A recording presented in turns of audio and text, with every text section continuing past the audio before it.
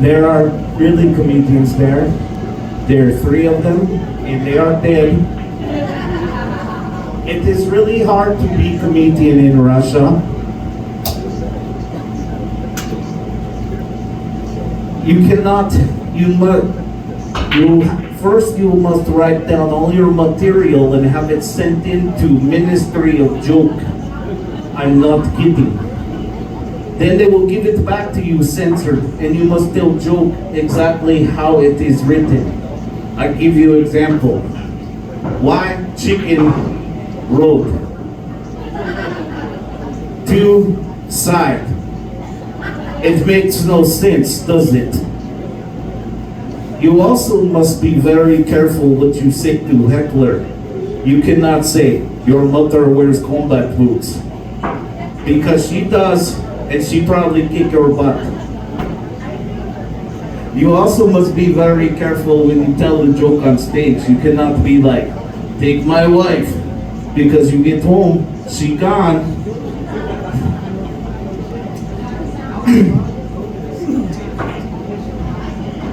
When I first get back, when you first try to leave Russia, you must apply for visa. They give you Monster card. They do not have American Express, only Russian Express. Their motto is, don't leave home. When I first escaped from Russia, I first escaped to Cleveland, Ohio. Anybody ever been to Cleveland? Really nice town. They treat me just like home, so I have to escape again.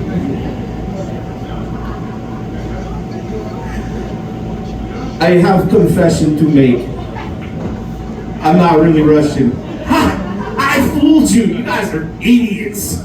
I totally got it. I was born and raised in America. I actually just got into stand-up like a few months ago, and I realized you guys had a open mic night tonight. I didn't even know. So I come into here and decided to stand up and do some impromptu jokes that I've written. So one day, where I usually tell comedy, it's actually a vape shop right next to it. So they got a bar and a vape shop in there. So I was in there and my buddy was standing next to me and he's like, saw these girls and they were in the vape shop. And he's like, hey, look at these girls, they look pretty nice. And I was like, dude, they're probably underage. You don't need to mess with them. And he goes, you know what I say? If they're old enough to vape, they're old enough to, and I was like, don't say the rest of that.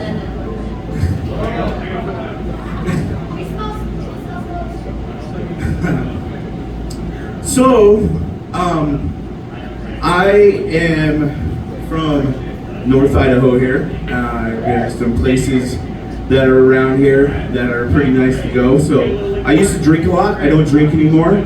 I've been sober for like 1.5 years already. Thank you. But I do hang out at bars. I still come to bars a lot.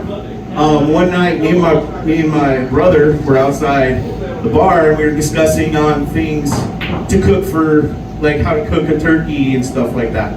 This lady come outside, overheard our conversation and was like, have you ever tried spatchcocking? Do you want a spatchcock? And I'm like, lady, I'm a married man. I don't want to be tempted by you, harlot. And she's like, I'm married too. And I was like that makes it okay. I don't think so. And then she told me what's like, man, don't you want to get spatchcocked?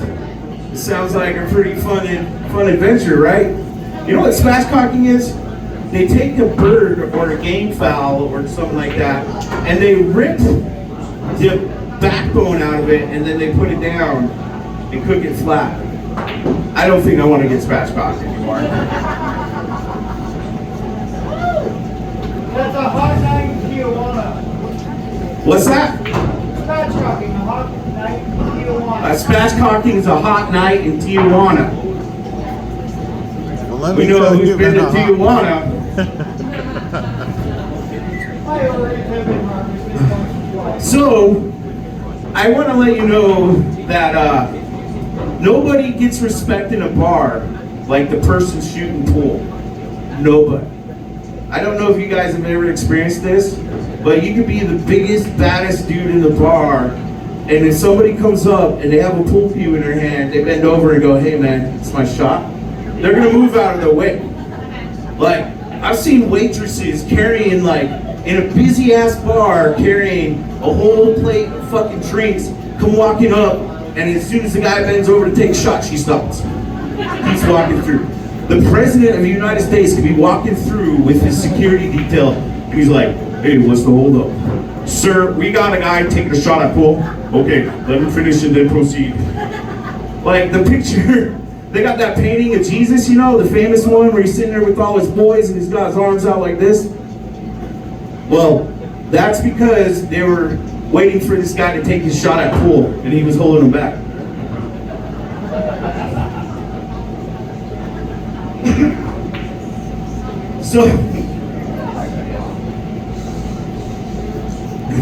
So, have you guys got kids here? Who's got kids? So, one thing they don't tell you about having kids is those motherfuckers can eat. They will fucking eat, and they will always want some of the shit you're trying to eat. Like, you got some food, they want, I want to bite it out, I want to bite it out. I'm gonna tell you right now, it is like the greatest thing when you and your wife sneak off. You're getting them food too, but you eat something that you wanted. Like one night we went out and got some pizza and breadsticks, right? And some dessert. And on the way home, me and my wife ate all them motherfucking breadsticks. And then they had these like cookies, and we ate all them motherfucking cookies. And then we threw them away in the trash can, and the trash, you know, disposal into, you know, the outside trash. Then we went in and they're like, oh, you got us pizza. Then one of them found the receipt and was like, I thought you got breadsticks too. We're all like, oh, nope. I don't know where you got that from. Maybe we forgot to get them. But my son is like 12 years old, and the other day we went camping and he wanted to build this big bonfire. So he's got this, it was like, it's over the past weekend, it just happened a few days ago. So we had fireworks out there and everything. So before the fireworks come out, we was messing with this fire, and he had this stick and he kept poking it. He's like, this stick's awesome, this stick's great. I love this stick. I'm never gonna get rid of this stick. We're gonna take it home. And then right then, one of my friends went and lit a fountain and lit it off. And as soon as he saw that fountain, he just threw the stick and walked over. He was like, fuck this stick, I want some fireworks.